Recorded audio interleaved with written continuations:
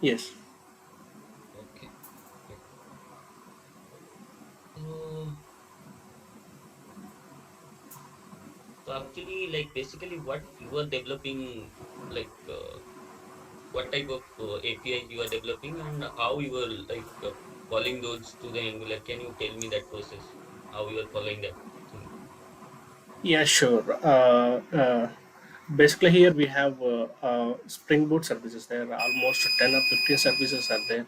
Like we are differentiating them into like member service, user service, like that we are developing. And Angular the same way whatever we developed, and front end also in Angular we will create like we call it as MFEs, and for one service one MFE will be there respect to MFE, and there will be one base MFE also will be there. There we will configure every MFEs, and how it will connect means we actually in between Spring Boot application and Angular application we were using the Swagger code gen. Okay. Here by using this the TS files will be generated and controller TS files will be generated, and based on that we are injecting those services in our front end Angular controller. Then we will inject those in that controller and we will use them, and we can show that data to the HTML, and we can show to the browser. Okay. Great. So you must have been using Java 8 in your project, current project, right? Yes. So can you tell me some Java features? Whatever you Mainly, have used. yeah. Suppose I want to sort something and I need Okay. to get the something from a list. On that time, I will basically use the streams. Okay. Yeah. So apart from that, have you used any others, like any other Yeah. feature? Optional class we have used. Okay. Stream API have you used? Stream API, yes. I'm talking about the Stream API only. Majorly, we are sorting for Oh, okay, sorting. okay, okay. Yeah. So there are multiple things actually, not only sorting Stream API. Yes, yes, yes. Oh, okay. So can you tell me, like, suppose there is a custom employee class, okay, Okay, and there is like three columns, like employee ID, employee name, and department ID. Okay. okay, So that department ID is the foreign key, and it is a primary key in other table like department. Okay. okay. So I just want to what I want to do, like suppose like here we can establish like one to many relationship. Like suppose there are three employees, they can have one department, right? Yes, So many to one relationship is there, right? yes. So suppose I want to group those employees on the basis of their department ID. So what should be my approach? Can you tell me that? Yeah, we can here we can use the map uh, to Okay. get, and we have after that map we have group also. By Mhm. using group, we can provide uh, for the streams, and we will get the uh, our output. So in group, what should we pass? Like suppose you are Uh, saying you are saying collectors, right? yes. So in group, what should we pass? What should be our arguments in there so that it will be group? Uh, we can pass maybe department ID. Okay, correct. Yeah. So can you tell me the difference between comparable and comparator? Have you used? Yeah, I have used the comparator and comparable. Actually, these two also use it for sorting. Mhm. Comparable use it for the natural sorting, and comparator use it for customized sorting. Suppose if you want to sort with only with one property, then we can go for comparable in the same Mhm. class. And suppose if you want to sort with multiple properties, then we can go for the comparator. And comparable having a compare method, and uh, comparative method and compare sorry comparable Okay. having a comparative method and comparator having compare method. Yeah, Okay. if you will use the comparable, it will affect to the original class. If you use the comparator, it will not affect to the original class. It will create one more subclass. Yeah, I mean dot class files will be generated. Oh, is it a subclass or an anonymous class? We can say it's an anonymous class. Right. So you worked on Spring Boot, right? Yes. Okay. So what is the structure you guys are following? Like you guys are using any native query or you are directly like implementing that JP repository and then using the custom methods that are there? Actually, in this project, we were using the MongoDB, right? Here we were extending with Mongo repository, Okay. and yeah, mm, and if we want any another extra queries on top of, we will write the method on top of that. We will write the query on that Okay. method. Based on that, we can get the data. Okay. Okay. So can you tell me the why we're using Spring Boot and what is the structure of Spring Boot in production environment?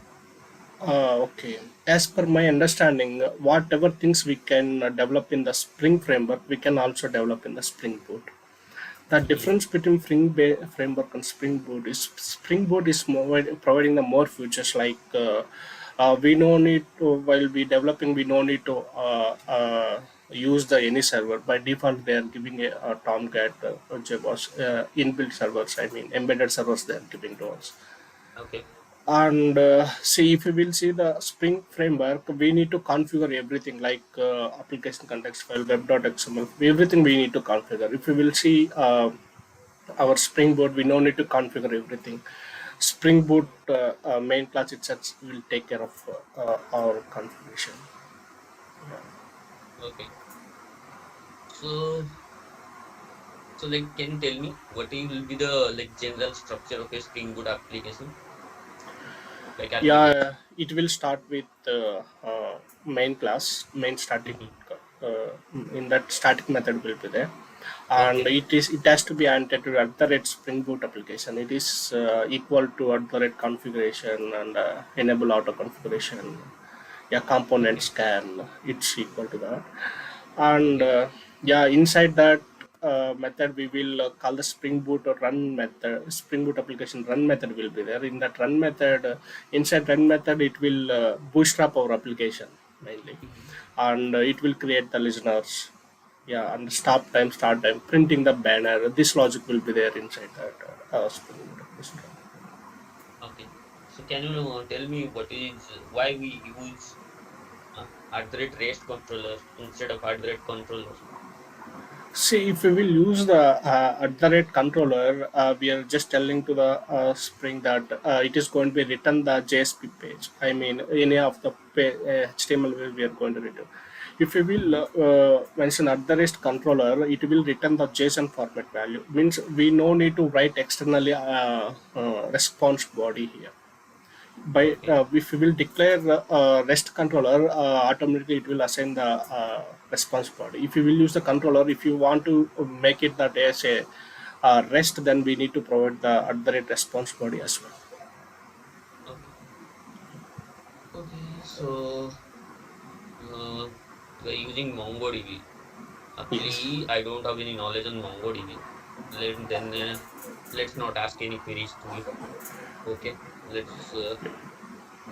Okay. So can you tell me if suppose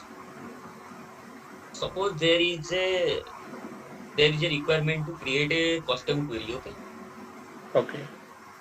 So suppose there is a requirement to create a custom query and fetch the data according to the user's requirement. Okay. So Okay. Hmm. in the repository class, you said right, you have to use at the rate query annotation to do that, right? Yes. And you have to define a method by Yeah. yourself. Yes. Suppose I have a requirement, uh, like fetch me all those employees which is having the name starting with A. Okay. Okay. So what will be your query there? Yeah, uh, in Mongo or SQL. In Mongo, you are not using SQL, right? Yeah, I know about SQL as well. And Okay, okay, okay. Then you can tell me. yeah, if you want to get the all, all started with A and uh, Mhm. sorry, I really forget that question. Can you please repeat that? You have to write a query in this way in your repository class so Okay. that you can fetch the employees who are having the name, means who Hmm. are starting with the name as A.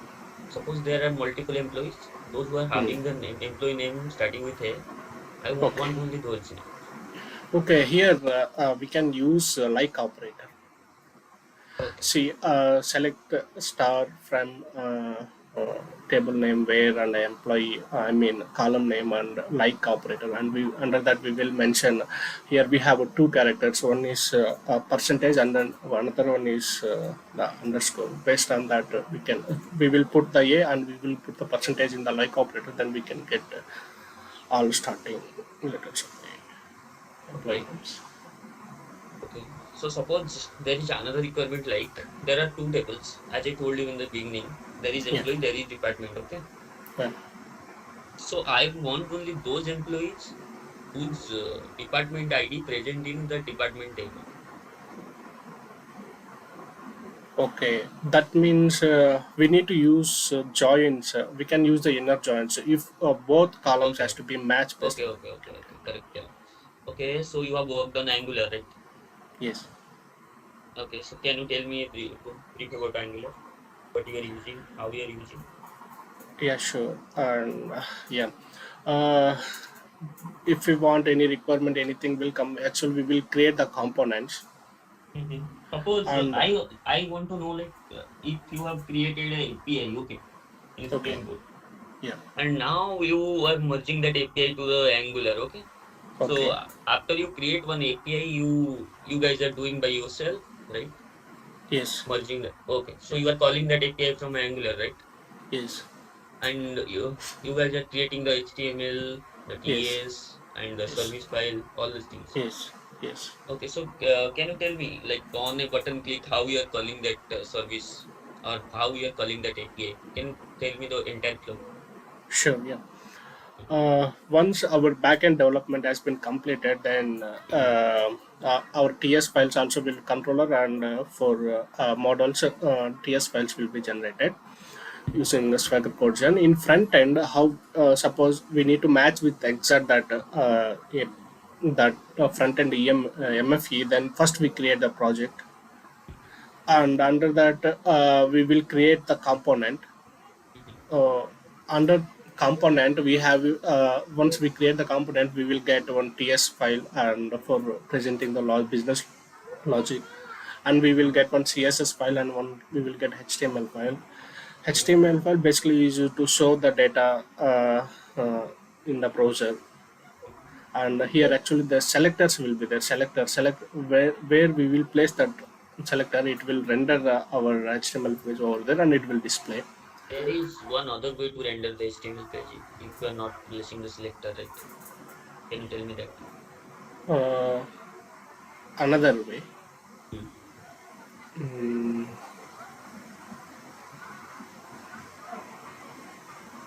sorry, I have no idea.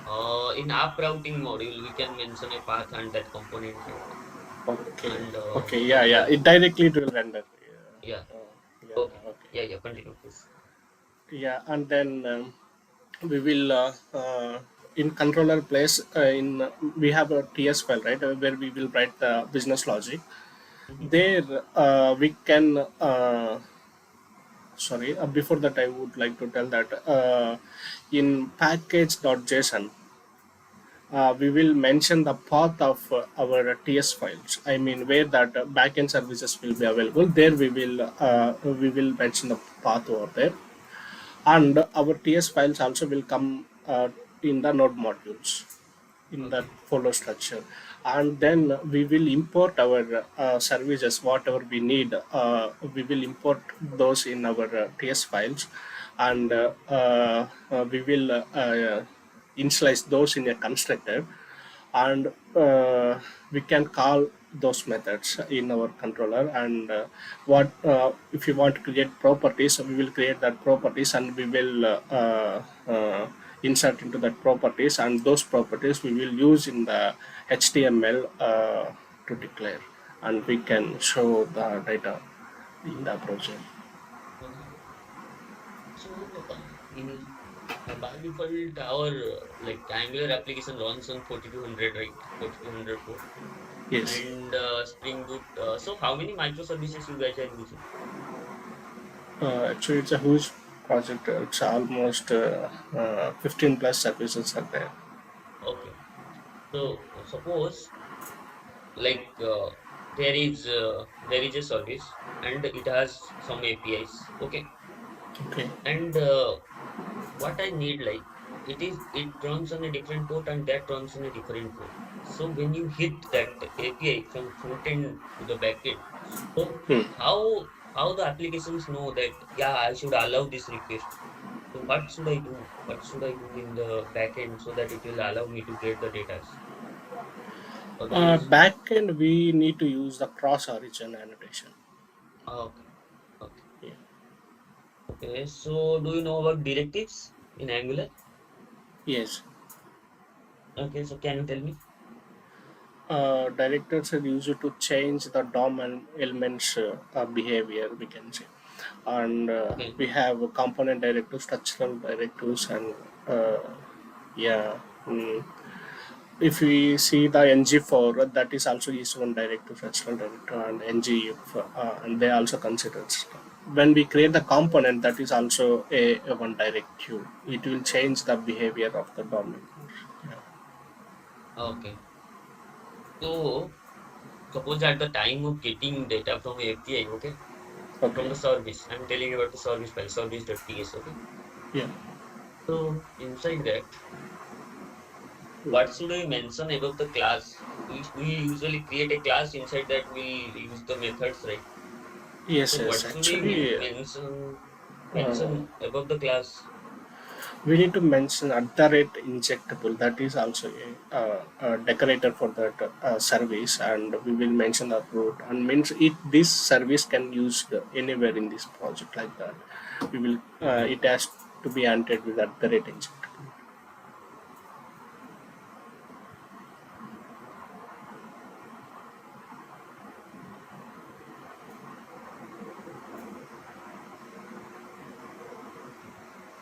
Hello.